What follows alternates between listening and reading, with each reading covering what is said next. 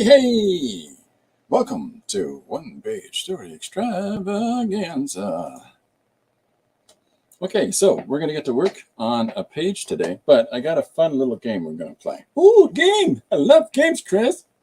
Glad to hear that. Okay, so today's 3-Prompt Tuesday, but our friend that draws the 3 prompts is taking a month off, as well they should. And because I haven't sat down and looked up 3 prompts from somebody else's thing, people are fully welcome to suggest prompts to me, and I will do a page from them. 1 prompt each. Let's not be greedy. I don't know. Maybe you'll be greedy. I won't give you all 3. Okay. So yeah. So I'm just going to write down in the chat. Suggest a 1-word prompt. Ooh, there we are. So that's in the chat. Let's go over today's page. Today's page, as featured by Corbin, is the good stuff and playing off of the right stuff. The suggestion was a fun one. It was, hold on, I got it here, from Joey. And Joey's suggestion was, penguin astronauts that adventure to Mars, but then they learn that Mars has poison. And the air. Oh, okay. I couldn't read what that said. So they quit and go home. There are 5 penguins. I love the fact that the whole thing is written down, but then at the very bottom, well underneath the paragraph, it says, there are 5 penguins. So that's the basis for today's page. That was a suggestion that was made. Hey, Riri, welcome aboard. So, Riri, suggest a 1-word prompt. And as soon as we get 3, we're going to do a page. 1 word. So I played off the right stuff. I did the good stuff, but I used penguins instead. And I could not think for the life of me what sounds penguins made. So I made up a little kind of a talk that is around the pendant that's behind the badge that's behind the 5 astronauts, or penguinauts. And then he says, when he tastes the air, he goes, so that's penguin, for those of you that don't know. Chris, do you speak penguin? Ooh, maybe. Graffiti. Our first word today is graffiti. Thank you, Riri. Anybody else that's in the stream or lurking or whatever people call those things, feel free to suggest a 1-word prompt. And as soon as we got 3, we're going to do a page from that. So graffiti is our first word. I'm going to write it down on a piece of paper. Graffiti. It's like spaghetti, but on a wall. Wait a minute. People throw spaghetti on a wall to see if it's ready. So yesterday's page was drawn in pencil, and then it was inked using a Fudenosuke pen. I had a nightmare the other night about Fudenosuke pens, and that I've been calling them wrong, and that their name is actually Farslacklacklin. So for some reason that woke me up the other night. So I think it was last night. No, it was the day before. Okay. Anyhow, it's a strange thing to have a nightmare over. So graffiti is our first word. So those of you that are joining the stream, I'll put it up on the screen again. Suggest a 1-word prompt. As soon as I have 3, we're going to make a page out of it. Yeah, so this was a lot of fun to do this page. I colored it digitally. Had some fun trying a couple little fidgety bits and, taking some rather simple drawings and giving them more depth through digital coloring. If you want to see the originals, they're up on my Patreon. Link is down below. And we're having fun doing this. This is page 291 since the start of the year. I've been learning video with Lori. So those of you that were here at the start, you got to see the new show opener. I can show it again in a few minutes if people really want to see it. Well, maybe at halftime. Halftime, all the good shows happen at halftime. I'll do my Justin Timberlake dance. You love it. Okay, so So yeah, so that's 291 pages that we've done together in the afternoon since the start of the year. I'm trying to hit 256. Now, here is Christopher in math. There's 2 months left.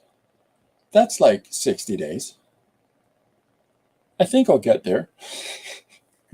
Don't count the days up. Please don't do it for me, because that would be too easy. But rather than counting days up, I'm like, I think if I do one each day until the end of the year, I'll get it.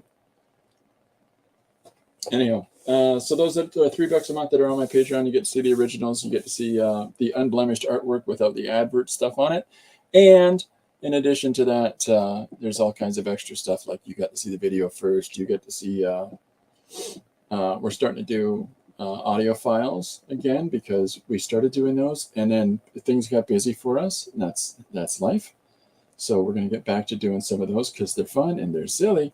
But what we're going to do them as is animatics, so that we can do animatic readings of the pages. And what that is here's a panel and here's the voiceover for said panel, and it switches to the next panel, voiceover for said panel. It's that's as basic an animation as you can get. And so we're working together on that and figuring stuff out. Lori and I. It's Lori, the brains behind the editing process. So she's far better at it than I am. So graffiti is our first word. Riri says, love it. Wow, that's a lot. Oh, I think that's in 291 pages. Yeah. Hiya, Chris. Welcome aboard. Chris, the situation at hand is as follows. Suggest a one-word prompt. As soon as I've got 3 one-word prompts from people, and any of you that are lurking in the background, you're welcome to suggest a one-word prompt as well. But we've got graffiti. That's our start. And we'll go from there. So if anybody wants to suggest just a random word, I don't care what it is. And graffiti, spaghetti, marionette. I don't know. Don't do that just because I said that. That's silly. That breaks the whole point of it. Anyways. Okay, yeah, so we had a lot of fun doing this page. I was trying to think about what pages that we've been doing lately. And what mediums that I've been using, and what haven't I cut back to touching down with. So if there's any suggested mediums that people want to see me do, or just go, hey Chris, just go mix media crazy, whatever it is, that's fine. I was thinking about incorporating some papier in today's approach, but we've got some stencils and fun things, and I'm just gonna go for broke, incorporating whatever. I've shown these. I bought these at the Craft Hive. I'll put the camera on it. 2 shakes of a lamb's tail. And the Craft Hive in St. Thomas. Pumpkin. Okay, graffiti, pumpkin. So far we got 2 words. Anybody else wants to suggest one? You're welcome to it. Riri says, prompts. We need prompts. Okay, so a couple announcements. I've put it up in my story on Instagram. I'm going to be putting it up across the social media stuff tonight. But November 12th here in London from 2 to 4 in the afternoon at TAP, Center for Creativity. I'll be part of the Words Festival. And I'll be doing a live walkthrough on creativity in daily life, and we'll be making a page. So if you are in the London, Ontario, Canada region on that day, sign up through TAP or through Words and have fun. It's I'm going to have all kinds of original art and stuff there, and we're going to walk through processes of how to do zines, how to do X, Y, Z. So it should be good fun. Good fun for all the kids, all the boys and girls. Welcome aboard, Jim. How are you? Whoops, I missed you. There you are. How you doing? Okay, so we're waiting for one more prompt. We've got graffiti and we've got pumpkin. I pluralized it, but graffiti and pumpkin are our first 2 prompt words. Blonde wig. There we go. Okay, blonde wig. That's it. We got our 3. Jim gets the 3rd one. That's dangerous.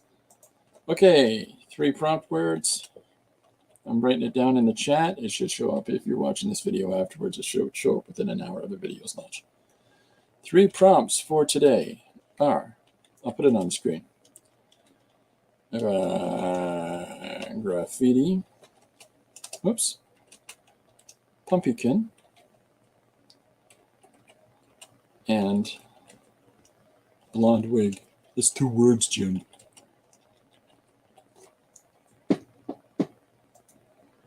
And I misspelled everything. So, is it graffiti has 2 F's?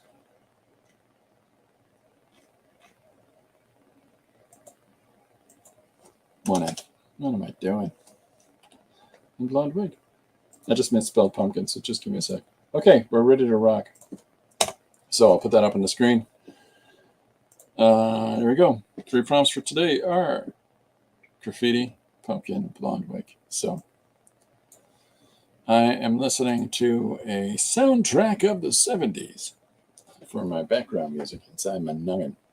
So yeah, okay, so here we go. We got our 3 prompts. We're ready to rock. I thought this might be fun, and maybe we just do this for Tuesdays from now on. But I thought it would be fun for people to show up on Tuesday and to give the prompts themselves. But just before we get going, I'll show you one more time the new opening of the show. Here we go.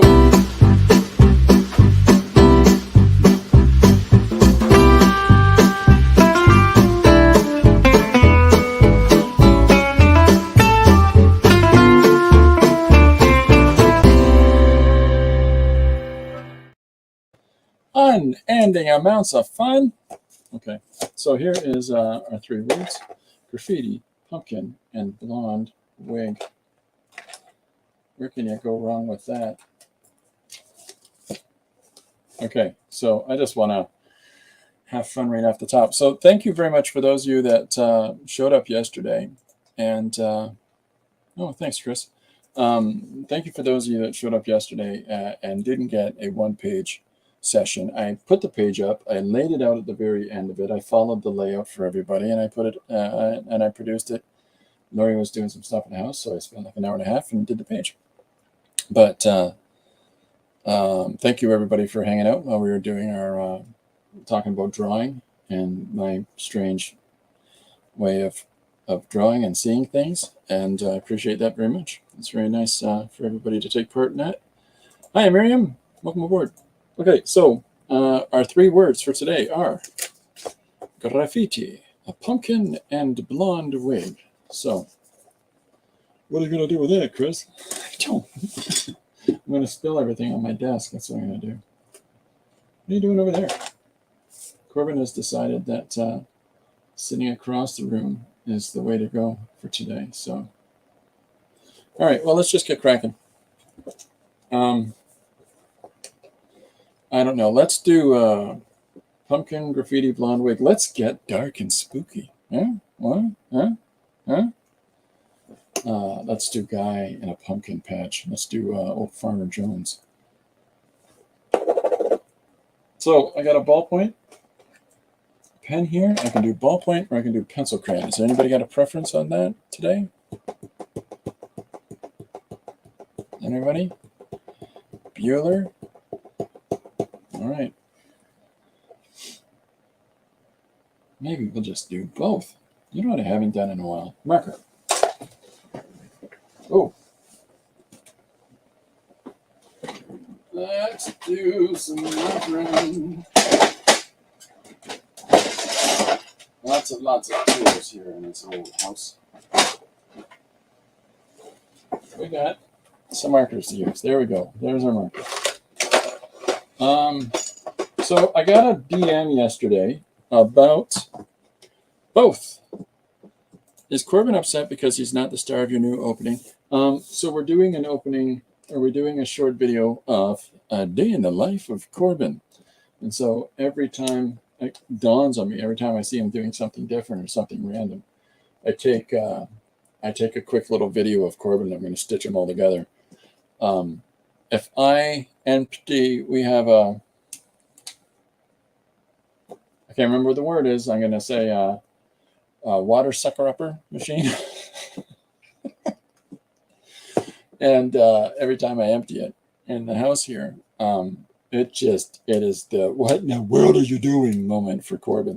And so he's always just looking with the biggest open eyes. And even after I've walked away and turned the machine on again, he's still standing there going, "Where did all that water go?" So, the little videos of him doing things like that, him beating up his mouse on my desk, him flopping around looking cute. Look at me, I'm pretty, rolling around on the desk. A lot of shots of him sleeping. So,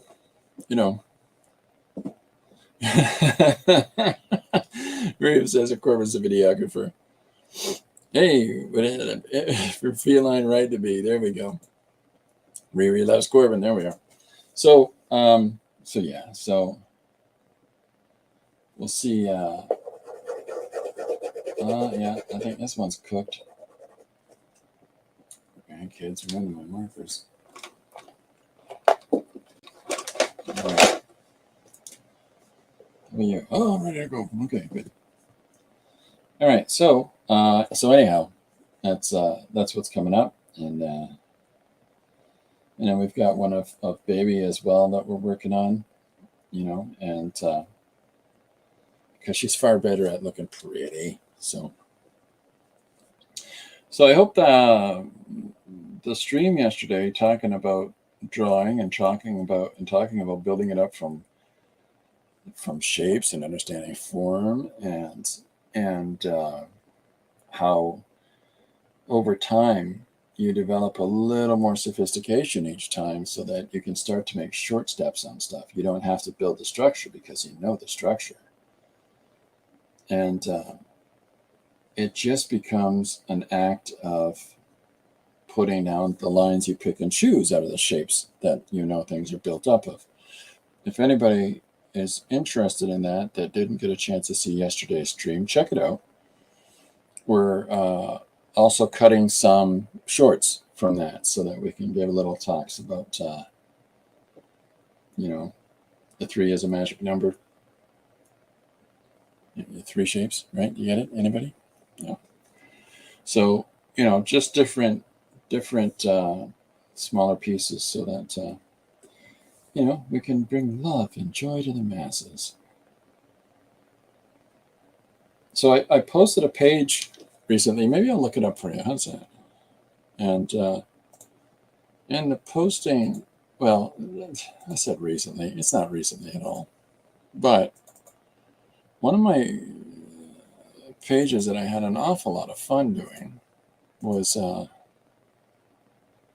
jelly beans. I'll show you jelly beans on the screen here. Jelly beans is a page that I drew in marker, and the way that I approach it is just trying to pick out the light with the markers. And so this was a fun page talking about 2 people on opposite sides of the argument are so easily changeable if everybody benefits, right? Are you going to self-publish a book of your own prompt drawings? So I don't know how many I've done. A number of my prompt drawings have turned into zines, like the little fold-up flip books. We've got 4 of those, like beavers and et cetera, et cetera. So, I mean, I've done enough at this point to do so, but there are some in the digital books that are on Patreon. There's 2 of those up right now, and they've both got at least one 3-word prompt pages in there. And then the new upcoming book that, Lori's working on putting together, that is, it's got a bunch of 3-word prompts in it. So they're already kind of being collected in different things. The digital ones you can get and download yourself and make into, turn it into a picture for your wall or just print it out as the book, whatever. And that's, I think it's, $5 on Patreon.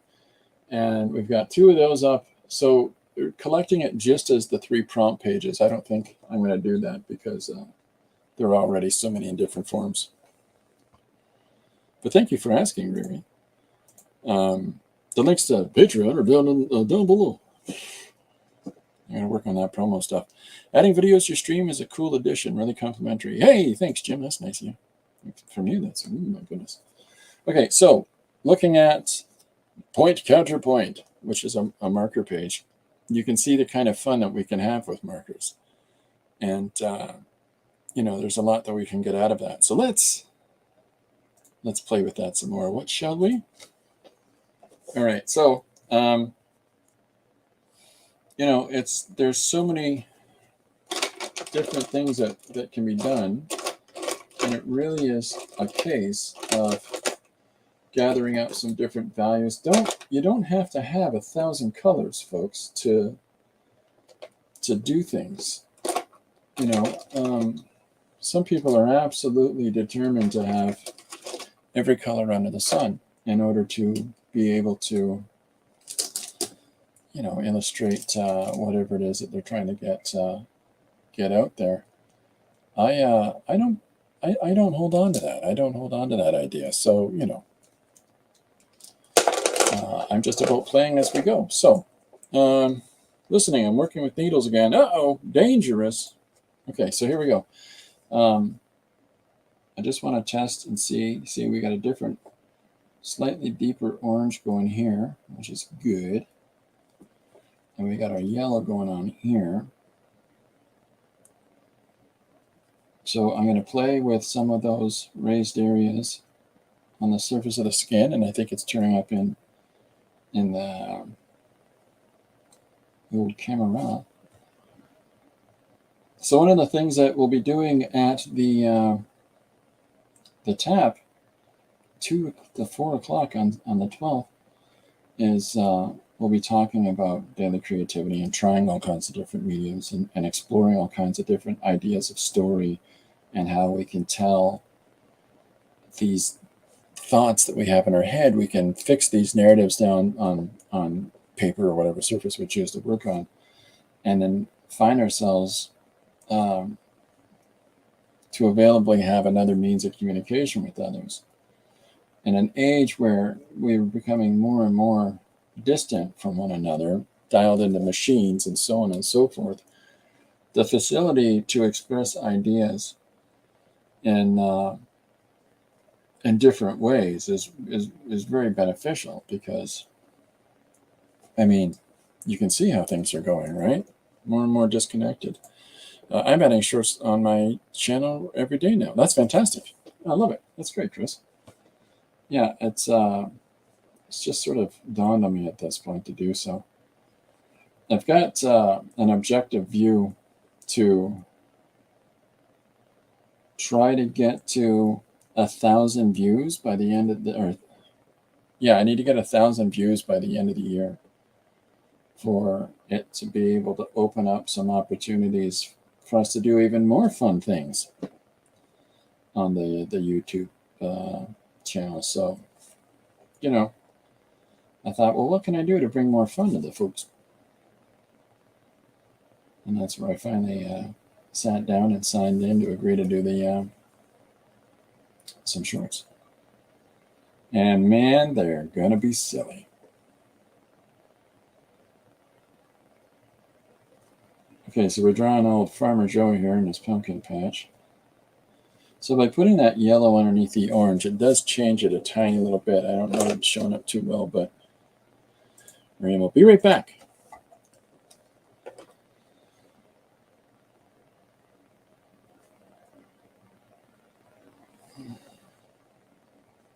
I've got the camera pulled in so that it can get closer on the picture and hopefully help with the focus, help with the focus. But we got it brighter, we got it a little bit clearer, but finicky ding dong things, these cameras.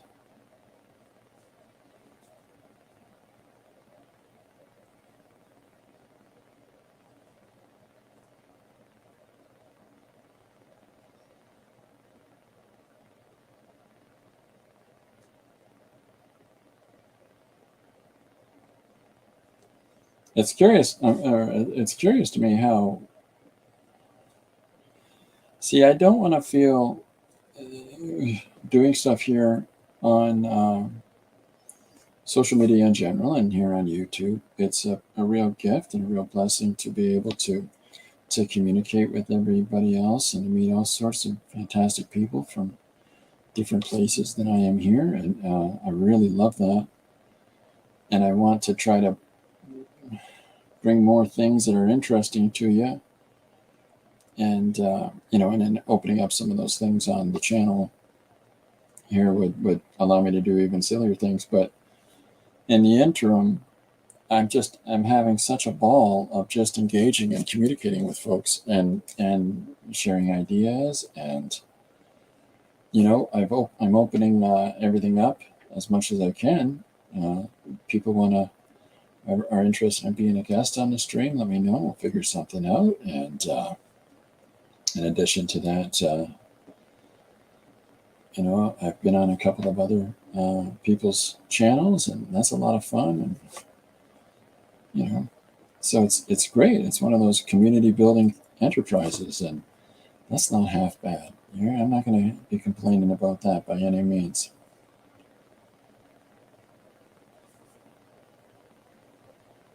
It's some pretty cool folks, some pretty cool cats and kittens we've met here on the interwebs. I don't know what I'm you.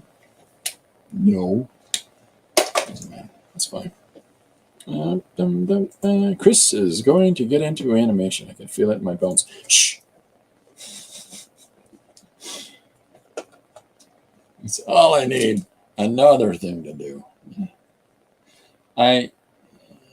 Once we're going to do these animatic things, we're going to do those for pages, and that'll be our start. But I don't know how deep down that animation hole I'm gonna go, because it's there are so many other people that I know that are so much more proficient at it. And we'll see. I don't know. I'll do some fun things, but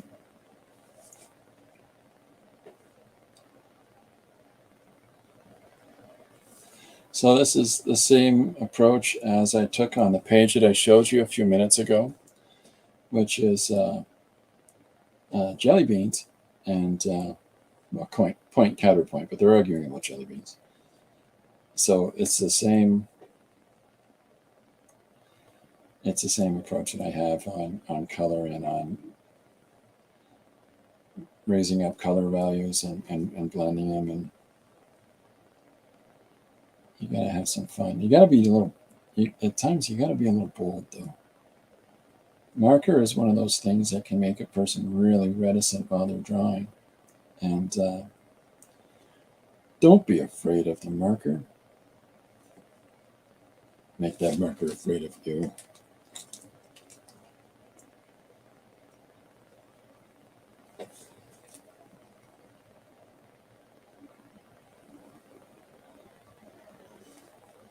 Okay, let's see. How about I'm going to just put the lids on these guys as we're going to switch our palette a teeny tiny bit here.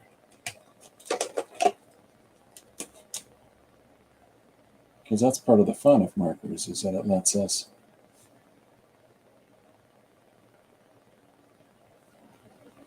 work just directly on certain values, right?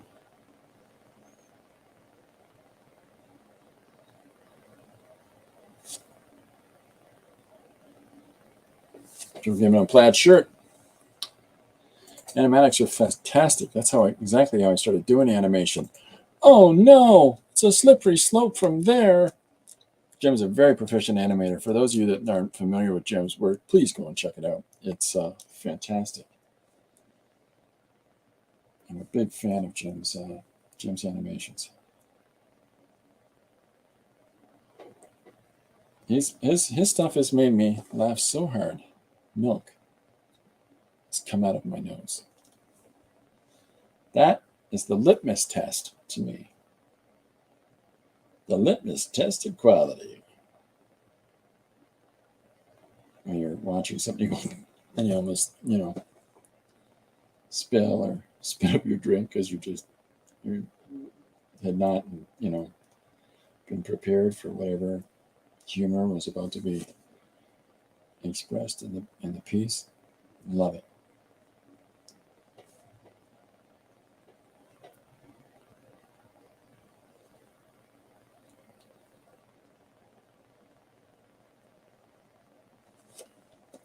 Am I missing stuff? No, we're still okay. All right.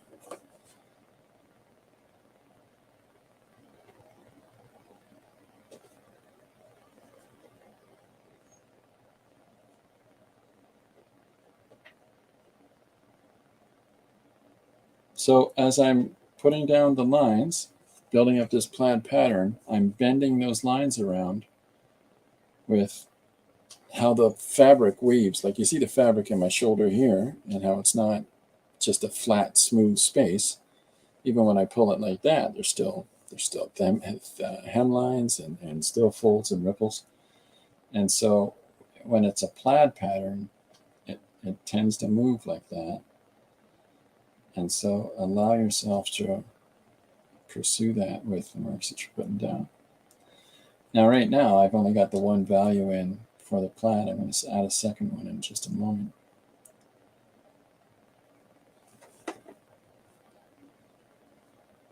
But I'm building it up a little piece at a time, right? Right, Chris.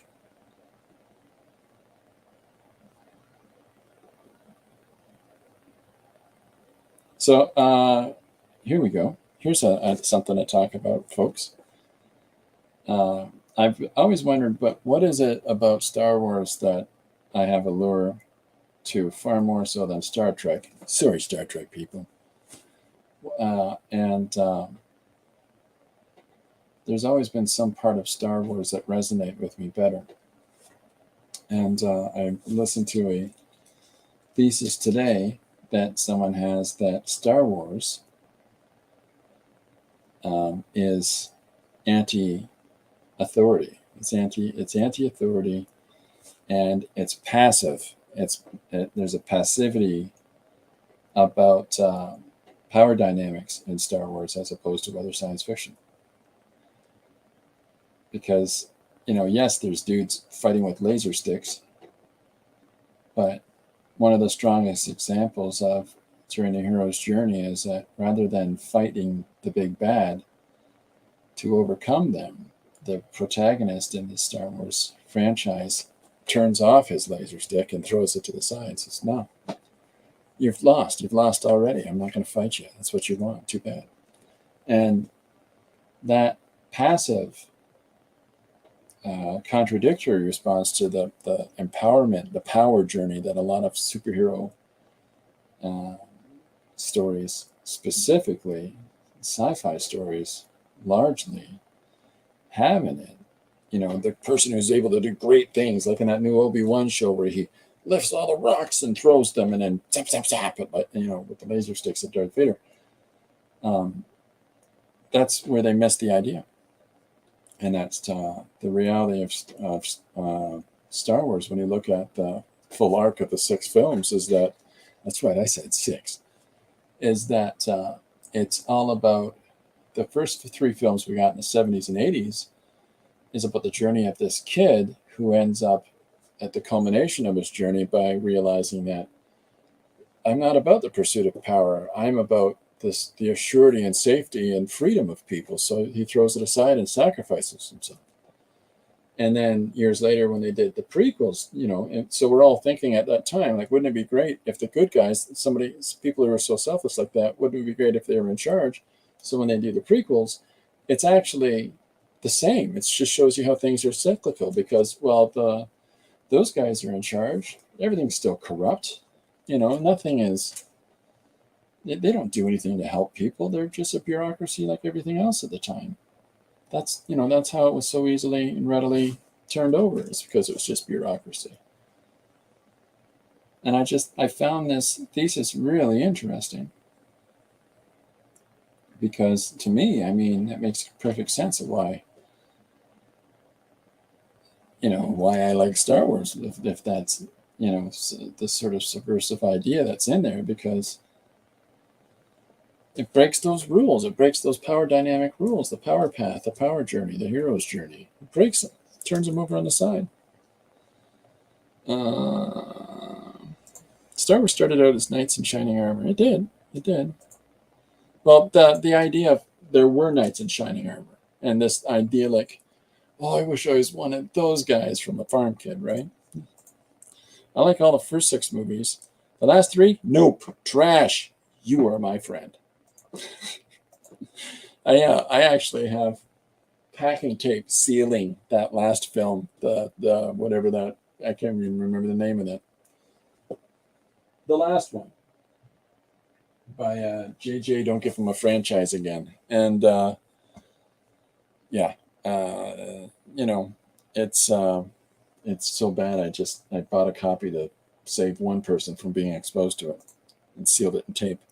Jim says Star Trek seems more procedural investigation. I think, yeah, but I think there's definitely a procedural aspect to episodic television. But I think for me, Star Trek has always been more like simplistic sci-fi theme of the week. Here we're going to try to investigate this notion, and here we're going to try to investigate that notion, and then there's no sort of resounding accountability over the long term, it feels like, because even characters like Lore and the Borg, there's no cumulative reality from all these occasions that they fight one another, right? And that's why I've always had a problem with that, is that Star Trek, it investigates these great ideas, and next week it's like, what are you doing? That's your meat and potatoes right there. Stick with it. Investigate that further. And if it's really this hodgepodge of people from hither and yon, gather them up, right? Like, bring them all on board. And the affectatious change of happenstance and of interaction with each other, I really would have wanted that on there. Now I realize that doesn't fit the idea, and the fact that Star Trek was written by a guy who wrote police procedural episodic television before it, so it makes sense. But still, it's a good point though, Jim. It's a really good point. Chris says, I wanted a refund after 7 and 8. 9 I didn't even bother. 9 I watched with contempt.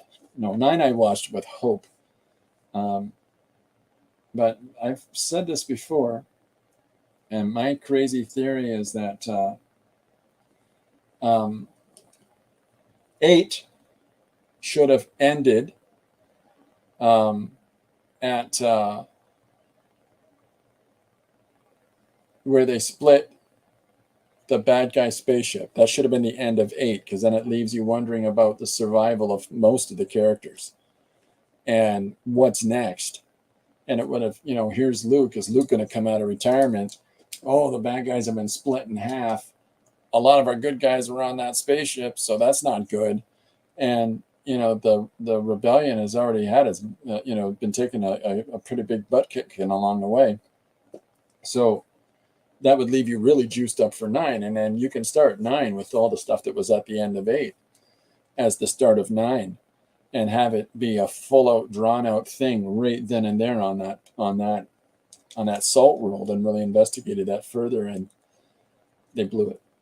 They sort of said, no, we don't, because of the fickle nature of the fan base and Disney's, want to appease everybody that whines and cries to them, instead of sticking to, their guns on some level. But Disney at this point had already kind of missed the point of the overarching narrative of the first 6 in the first place. So I need that too. My grandkid's been playing with the markers.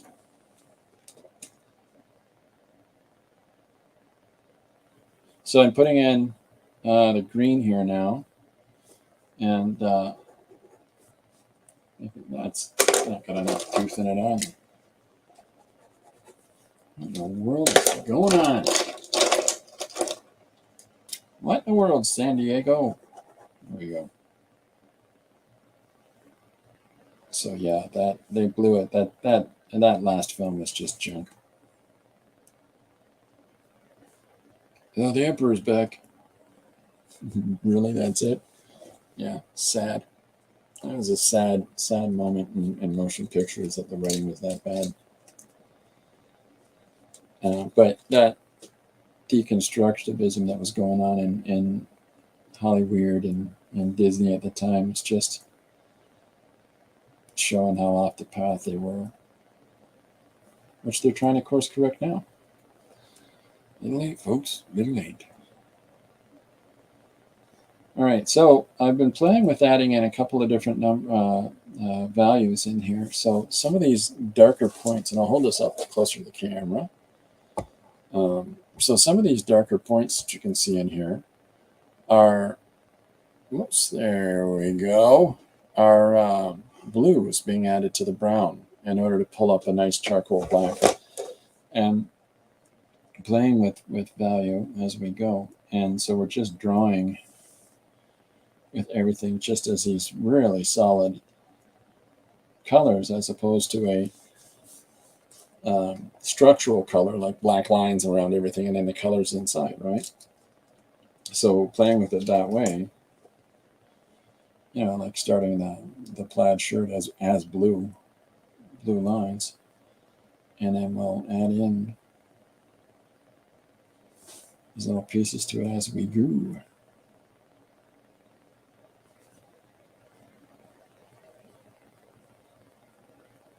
This is a fun way to come at it because it's really makes you pay attention to colors and how they interact and engage with one another.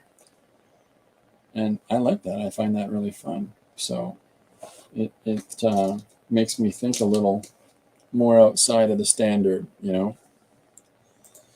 Jim says, okay, I have to say, that thing that really bothers me in the last 3 movies where they wiped out an entire solar system and it never mentioned again. Billions of lives, just a tiny story beat. Oh, yeah. Plaid shirt, it's a farmer. You betcha. Yeah, that was really, like, no, that's what I mean by effect. When Alderaan is destroyed in the first Star Wars film, you know, Obi-Wan's knocked off his feet. Leia's horrified. Like there's reality for it. I mean, there's real outcry, and one of the things about when the rebels are going to take down the Death Star is, you know, they've already killed Alderaan. They've already destroyed a planet. We can't have these lunatics, these, you know, running around with this kind of power. I love that. I love that notion entirely. So it gives a little bit of weight to outcome, right? So I'm now coming in with a different, like a blue-green, a sort of teal color, and I'm adding just a third line on our plaid pattern, and keeping consistent with the side of the line that I put it on, and as it moves through the entirety of the shirt. So plaids, it seems like a daunting pattern to make. It's not. It's just, it makes more sense as you get into it. But you got to give yourself a chance to try. Yeah, there was a whole bunch of lack of reality about that last franchise. The first one is to identifiably establish that, you know, these are rebels. These are, you know, the news calls them terrorists a lot, but I mean, the rebellion would be looked at as anti-establishment, anti-systemic, and you know, we're tricked into following them. I mean, at the beginning, you're convinced that, oh, those are the guys that are good guys. You know, that what an altered notion right off the bat, right? Whereas the Federation is the Federation. You got a red. There's a red. Hey, red, how you doing? Here, Miss Red. Red, away yourself.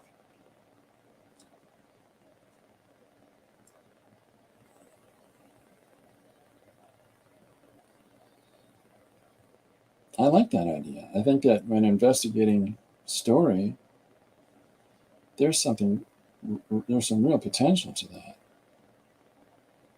Like the Star Trek, the motion picture was, what was so interesting about that was that the threat was man-made, right? The threat was man-made. I mean, they released the Voyager probe. It goes out and about through the universe and explores and tracks all kinds of experiences and material and matter over time and gathers this all up. And when it comes home, basically to say, hey, Mom and Dad, look what I found. You know, by that point, that it's changed so much that it's now beyond ourselves, and it's now more than we can manage. I think that's a great story idea. You know, what a fantastic way to start the whole thing. My camera's wackadoo, isn't it? I'm so sorry. That's much better. So I've got just a handful of colors that I've been using. This is the palette that I have right now, a couple different marker sets. And a red, a couple of oranges, more red orange, or more standard orange, green, teal blue, the blue you see here for the majority of it, brown, and a yellow. So it's keeping it simplified. So when I add this blue over the brown is where we get this not black. We get this sort of charcoal type value that you can, when you look at it nice and close, you can see both the blue and the brown. And I like that. I like that more. It just, I don't know, something a little bit extra there.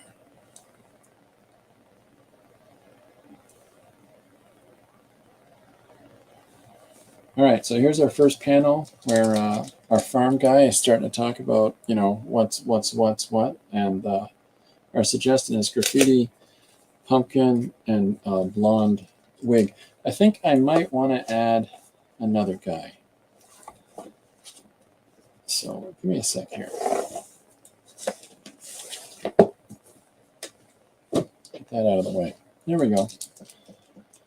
So I think I might want to put in a second dude, but what value am I going to use for the second dude?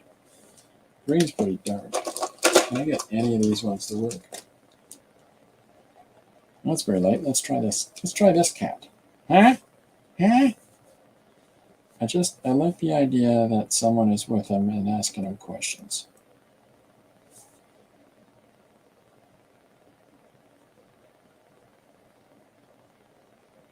There's a couple of pages that I've done on Sam, the private eye, and the narrative idea, the structure of that is that he's the worst private eye.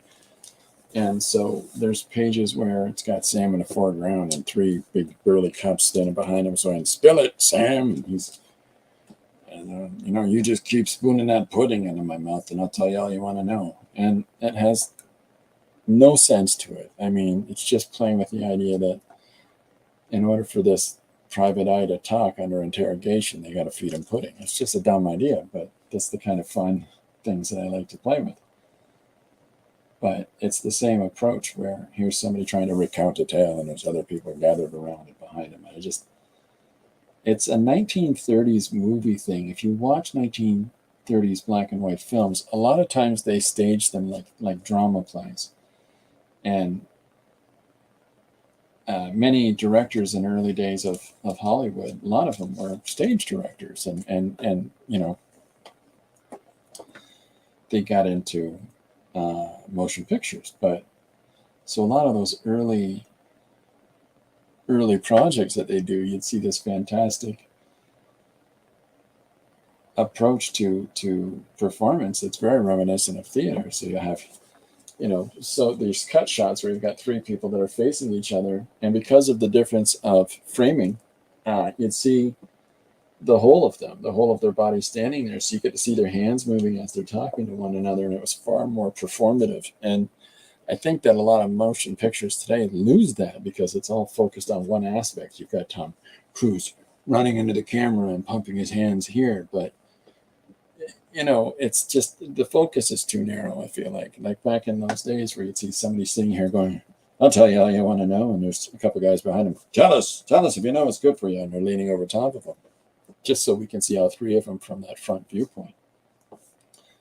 I love that sort of thing, and if you get an opportunity, look into that.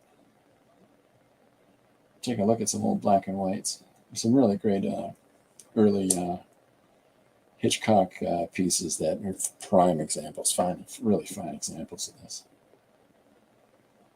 And he took that further and really played with what he can do with the cinematographers and how he can go about crafting more drama by utilizing the whole cut shot of person with knife, girl going, no, but it was all, again, direct shots, right?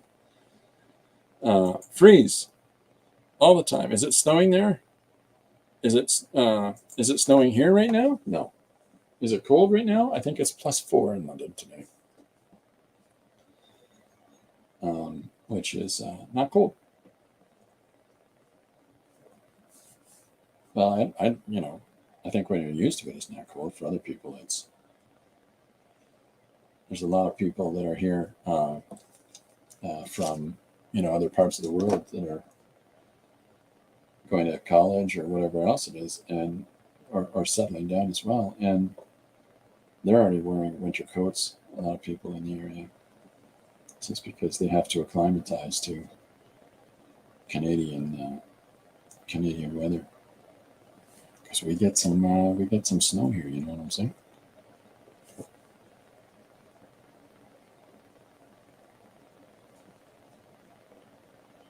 So I'm coming into the face with this light green, just adding a little more push and pull in the values.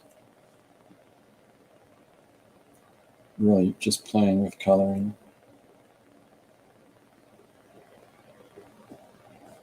And how it works together, complementaries, secondaries, tertiaries, how we use them all in our composition. So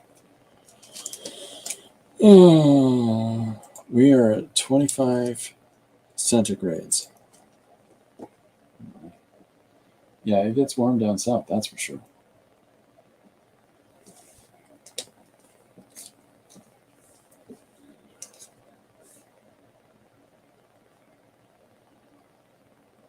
I hope that is that warm or cold for you at this time of year?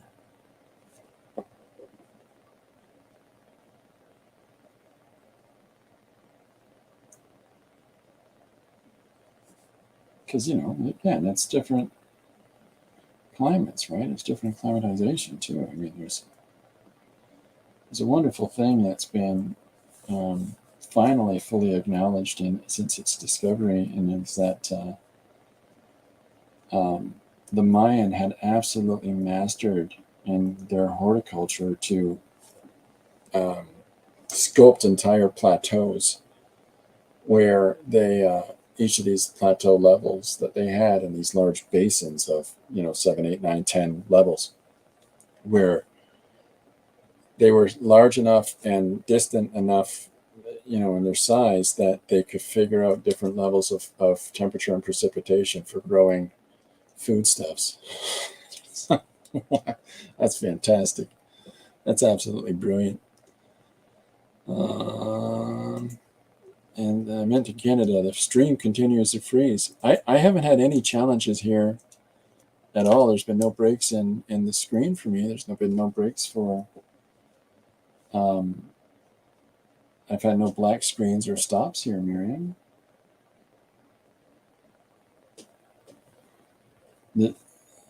Here I thought you meant, is everything in Canada freezing?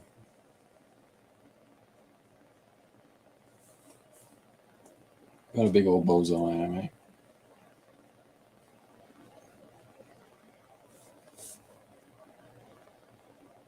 We upgraded our signal and stuff like that to make sure that wasn't going to be an issue here.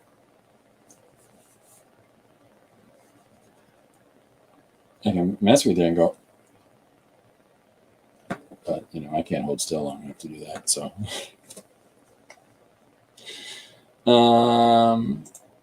it's okay for October. In the summer, we get to 35.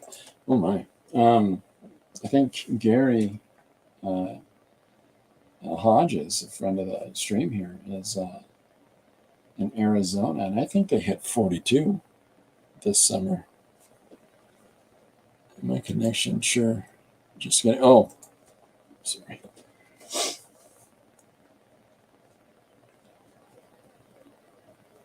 So this is me drawing the person behind him and who's giving him, a hard time standing over top of him and looming, saying, "Hey, pal, tell us what we want to know." Because then it's fun, because there's half the dialogue is right there in a panel, because as soon as you can have some sort of scenario that's associative for people, like here's a person looming over top of another one, and what is that? What's going on there? And he says, to start from the beginning. Oh, okay. So this is some sort of authority that's trying to walk through and find out what happened to this guy. And then he can start talking about, the pumpkin with a blonde wig that puts graffiti all over his farm. Or whatever I end up doing. Although that's not half bad an idea. It's a crazy idea. I know that is. But it's me, and that's the stuff I tend to go with.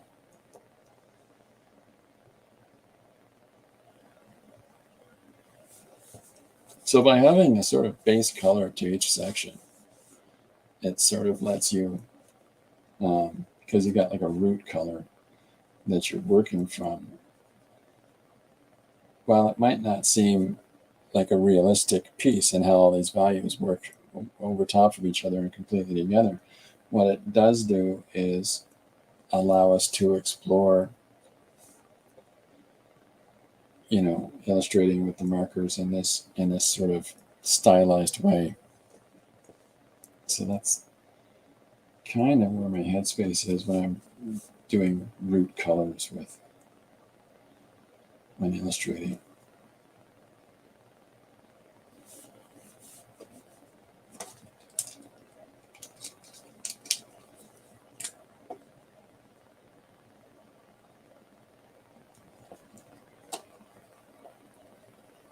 So I fed the cats just before the stream, so they're both sleeping over here on the couch. Huh? Anybody helping me today? No. Lazy. But I put through a little bit of torture today doing some shampoo vacuuming in the house here. We're trying to clean our one son's room up. Turn it into a guest room for guests. Largely for my brother-in-law when he comes over. Is there anybody that lives in a climate that's, having some crazy weather right now? Like, is there anybody whose locality is being threatened where you are?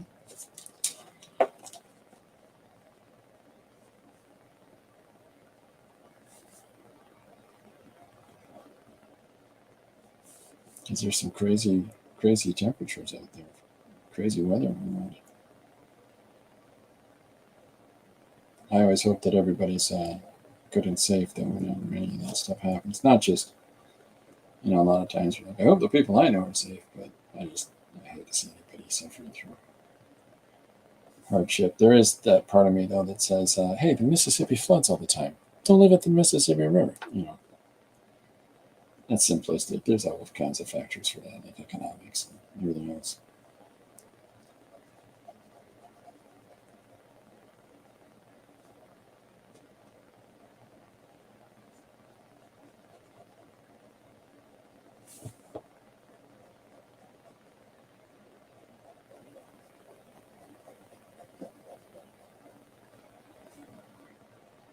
So what's silly about putting all this green down is that I may well just go over this with another color. But for the moment, it's working. It's doing its thing.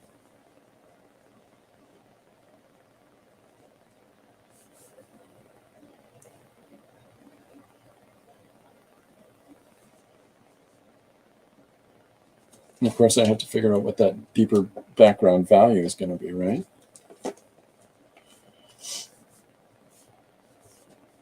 We'll figure it out together.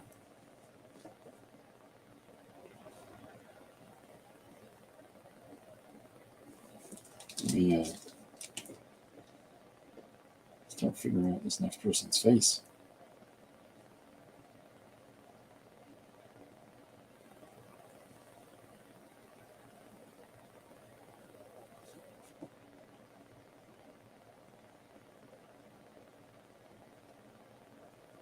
So this is, again, just when I'm drawing these faces and stuff, I'm looking for those planes, those shapes, you know, and how they fit together on the face, and trying to follow those lines and to define those in that regard, so that, you know, I've got these lines moving here, these lines are going this way, you know, you've got shapes that are moving around, like it's just, and I find it's better for you when you're drawing if your whole body moves while you're saying, oh, this way, that way.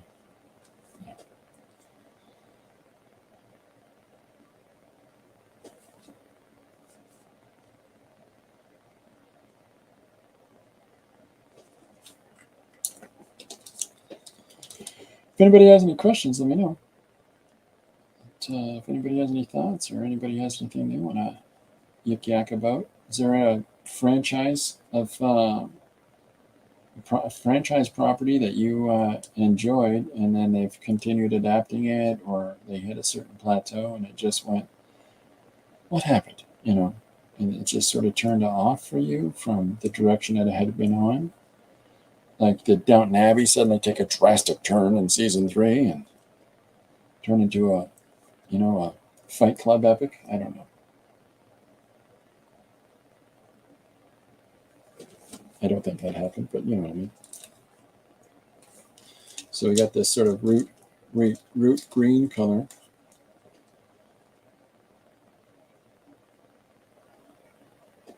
So I'm really lightly putting in just a couple of emphasis points. That's the beautiful thing about the human eye, is that we fill in lines. If you don't draw the whole line, the eye is still going to figure out that there's a contour line to that.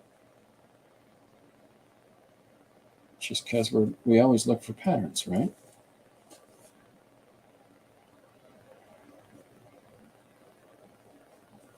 So try that out. Try not to just fill in an entire outline of something. Just find those emphasis points and in the bends inside the grooves, you know.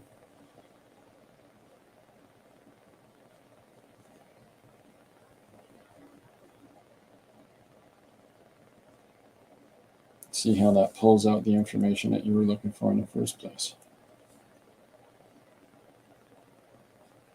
It also saves on materials. Oh yeah, Chris, tiny little line. Way to save.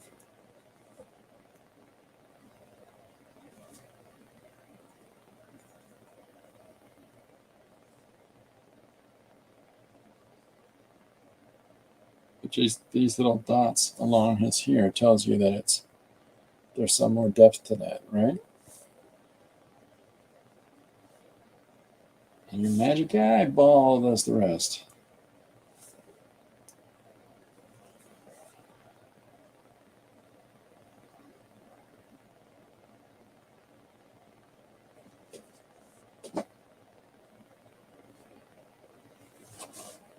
Okay, I'm still having to decide what the background value is going to be.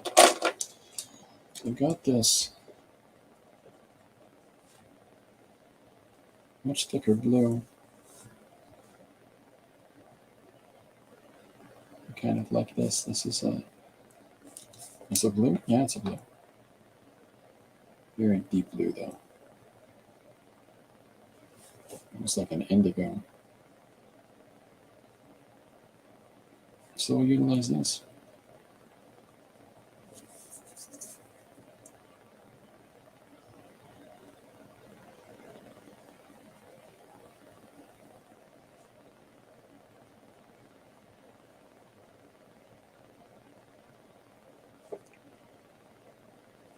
yeah, it's coming together okay.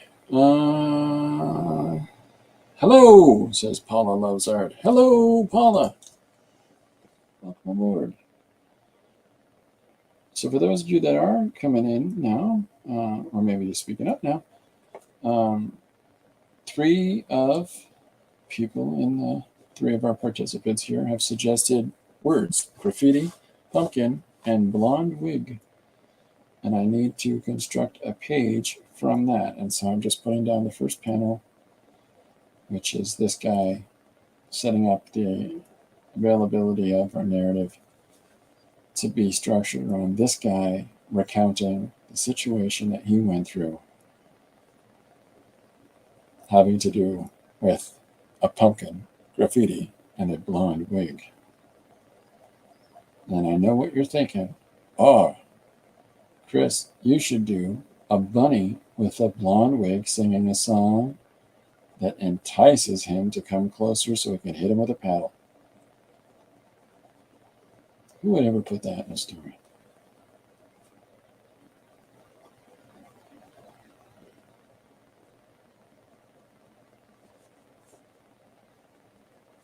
So yeah, that works as a good, rather than just doing a black, I've got this navy blue or indigo blue or whatever color this is. Doesn't tell me specifically, but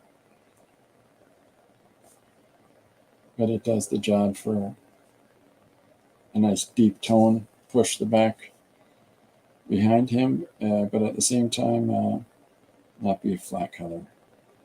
By just filling it in solid and not being just a black or a deep rooted gray or something like that. By doing it with the blue, it sort of carries along with all of the other colors we use, and it's fun. Still gives us that contrast, right?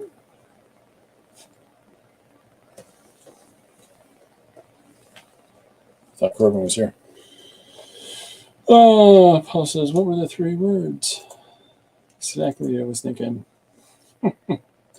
Blonde wig, pumpkin, and graffiti. That's the 3 words. I don't know. Work for Bugs Bunny every time.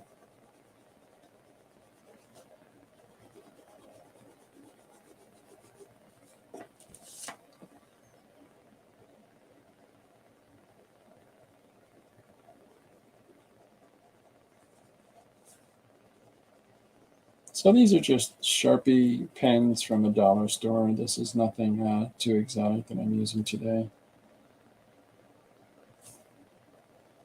You know, it's you can get results out of less expensive tools. It's just, you know, whatever it is that you're working with, you got to work with it. There's a lot to be said for what people can do with Copic markers and the like, but I just find them too expensive. There's great things that people are doing with them, but there's other brands that they're not as dear. They also don't have the availability of being able to be replenished like Copics do with refill cartridges. That's neat. But if I was working in those all the time, I'd buy some. But phew, I'm cheap.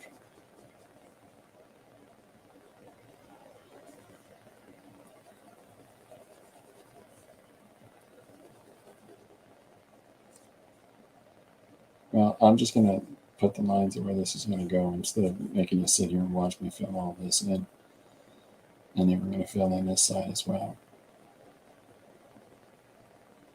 But again, I'm not going to make you watch me do all that. Boring. Let's see some pizzazz. You need a little more pizzazz when you're drawing there, buddy. So yeah, so anybody that's in the region in November, hope you're able to come by the tap thing and have some fun. So we're looking forward to it. There's somebody doing poetry readings afterwards, if you like that kind of thing as well. Just to let you know, I won't be staying for the poetry reading. Riri says, "Hey, Paula." Okay, so there we go. I'll fill in the black, well, the deep blue areas around it after. There, it's a little better. Okay. There's less drag on this if I would just move it over a tiny, tiny bit. Tiny bubbles. There we go. That's better. Okay, so here's our first panel. Now, our 3 words are graffiti, pumpkin, and blonde wig.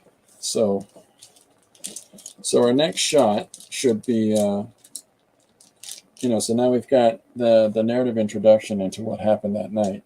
So, of course, the next thing I'm going to want to do is jump over to that. I want to jump into what it is that what he's up to. That's okay. You wrote graffiti with 1 F. I wrote it with a PH. I'll fix that when I post it. But so anyway, so I want to explore our farmer guy out and about and doing his thing when out of nowhere something strange happened for him. Okay, well, time to have a nice refreshing drink of pumpkin tea. Okay, so we've got this orange here. Let's I don't know, let's have Farmer Joe putting his jacket on and go outside and check about the crops. Wrestle the donkeys or I don't know, hug the cattle, whatever we get up to. I know that none of that happens. I know.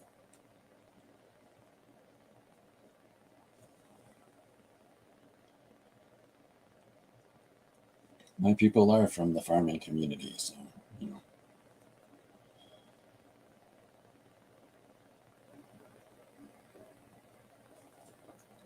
So this is the more red orange that I'm using here. I'm just switching it up a tiny bit, but the more you see the red orange in the first image, this is where this has been coming from.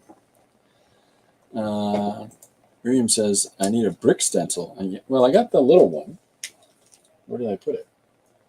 I've got this one, but it does, it needs a big hole in the middle. But we can incorporate that in there. We'll do a little bit of that fun. I was thinking of using this one too.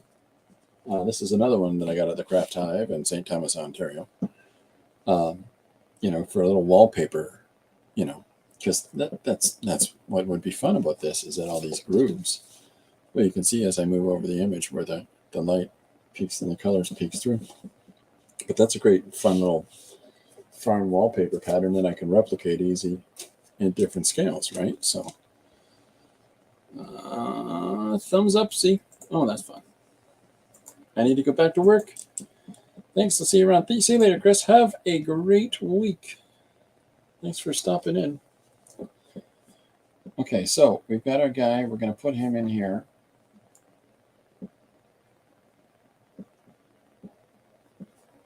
And so I'm just finding those shapes in his face,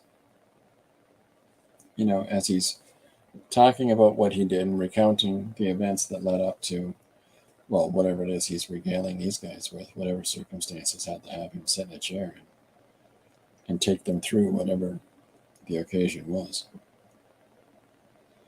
This is terrible because I'm a horrible monster, but there was a Kids in the Hall sketch. Kids in the Hall was a Canadian comedy troupe. And there's a character called the Chicken Lady, played by a fellow named Mark McKinney, and he dresses up as a lady who's clearly half chicken. Conspiracy chicken. And somebody asked, well, where did you come from anyways? And so she, oh, yeah, like this, and she starts to reflect on it. And all it shows us is the sounds of an egg cracking and hatching. And then the little tiny, the chicken lady's voice, but a really high octave going, hi everybody, like this. And it's got a farmer going, And the father comes up beside him and goes, "What did you do?" It's like the best origin story. So simple, so short and brief, and yet it says so much. And I love things like that. Now I'm not making fun of farmers or what they get up to. I'm just saying that this is what I'm reminded by when I'm drawing this farmer guy recounting a tale. Is that I think of my brain associates stuff like the funniest farmer recounting tale I've ever seen is that brief. Where you come from?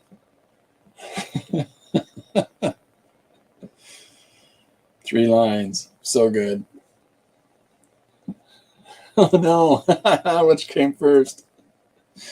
Well, I think the chicken did, but then the chicken lady, of course, came out of an egg. So just such a good joke, and yet at the same time horrifying when you think about it.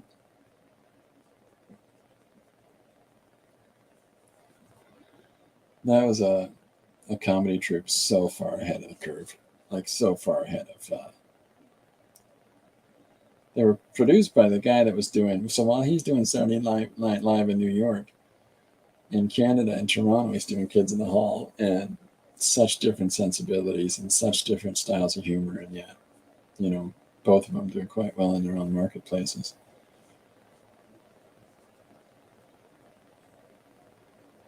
His ear's a little close, but we'll cope.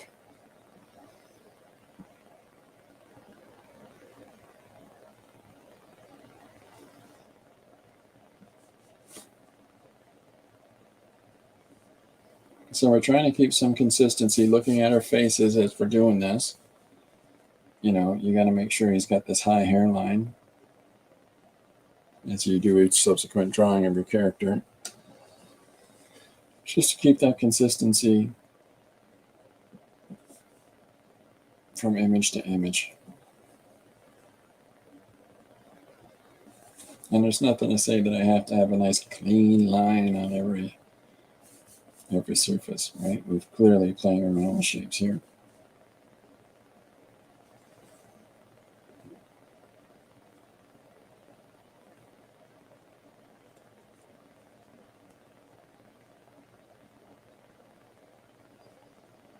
Baby's over here yawning at me, stretching and yawning, which means she's either getting up or just resetting herself.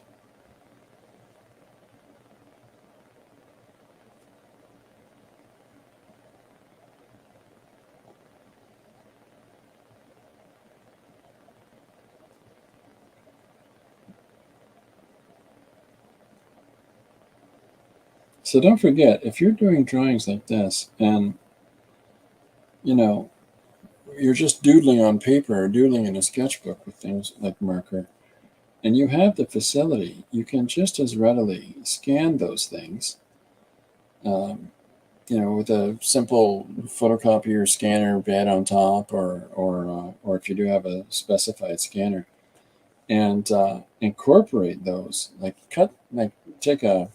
highlight this area and copy it and paste it onto another surface and adjust things where you want them.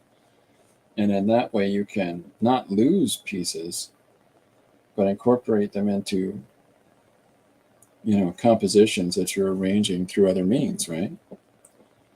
It's important that people remember that for themselves and don't feel like, well, every picture's got to be a beautiful, complete, finished image. Take some of that pressure off yourself.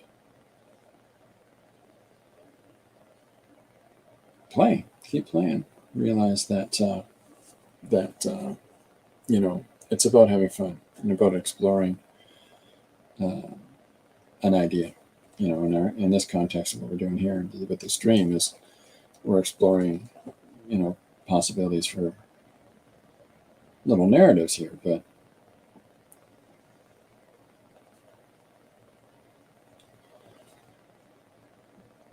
so I get to look at his hair from another viewpoint.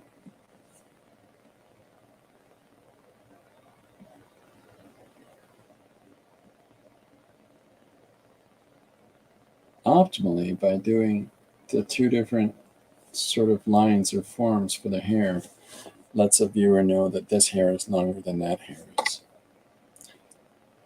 That's my hope.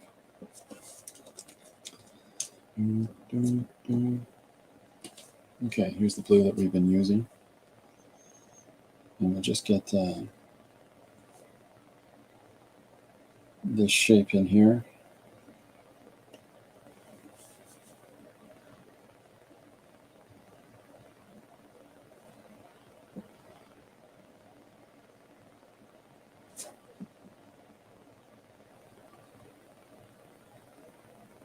Okay, with the folds in the shirt. And we'll draw those together a little bit in a sec. But let's have him putting a jacket on.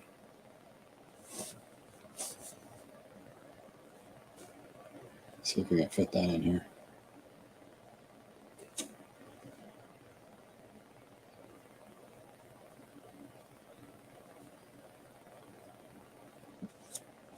Probably not. I don't think so, but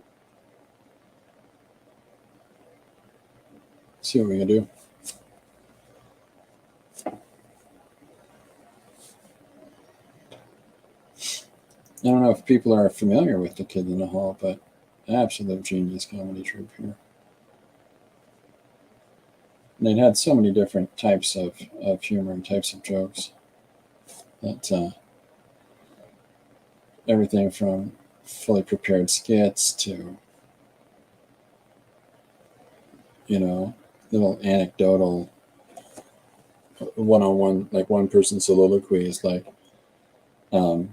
one episode of Bicycles Lower. It's just a black stage, and Bruce McCullough walks out, one of the five guys, and a bicycle lowers from the ceiling, and it's missing its front wheel. And he says, I'd like to talk to the guy that stole the front wheel, the front tire of my bike. Thanks a lot, jerk. He just goes through this whole thing about, you know, the inconvenience that causes people. And boy, I bet you think you're cool. It's just like the most, you know, non-threatening complaint about, you know, the suffrage that he's been undertaking because of somebody stealing his front tire.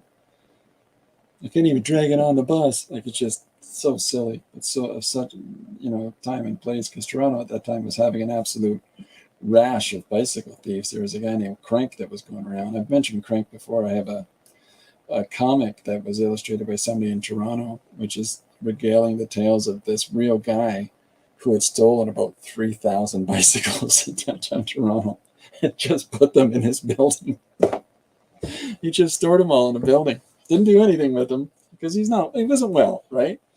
But it's just such an interesting conceit that, you know. Let me think here. Let's stick with, is the brown too dark? This is a little dark. Let's see what we can do. Yeah, it's not too bad on its own. So let's play with the idea of he's pulling on a sweater, and I'll have the other part of let's do the other part of the sweater here. So you get the idea that he's preparing himself to go out. And then in the text, we just say, I was just about to, you know, I was just leaving the house. And then you get the idea, hopefully, if I can make it clear visually enough that he's putting a sweater on. Hopefully those two little simple connections together. I was going out of the house, and it looks like he's pulling a sweater up over his arms, you know. Ray says, you're kidding. I can show you. You want to see the book? Give me a second here, and I'll grab it. Yeah, right, 101. Yeah, so here he is putting this. We'll have him putting the sweater on.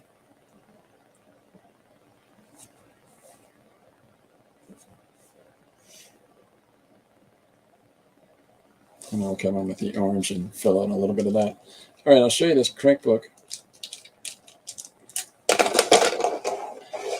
I'm really excited about these 3 prompts, everybody. Thank you for giving them to me. They've been really fun to approach. Where's Crank? Here it is. Or Kank, I'm sorry. It's called Kank. It's a graphic portrait by Alex Jansen, Jason Gilmore, and Nick Marinkovic. Yeah, kink. And so it's the life and times of Igor Kink, the world's most prolific bicycle thief. In summer of 2008, Kink was arrested and nearly 3,000 bicycles were seized in one of the biggest news stories of the year. I mean, it's just genius. But this whole book is, all about this guy's constant thievery of bicycles everywhere he goes, and the fact that when they, spoiler alert, these are actual photographs. Yeah, you know. So there's what he did with the bikes.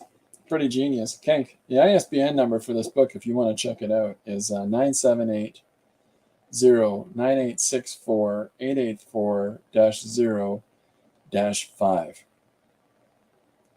Yeah, it's so super cool and fun. But there's the cat. Oops, I'm so sorry.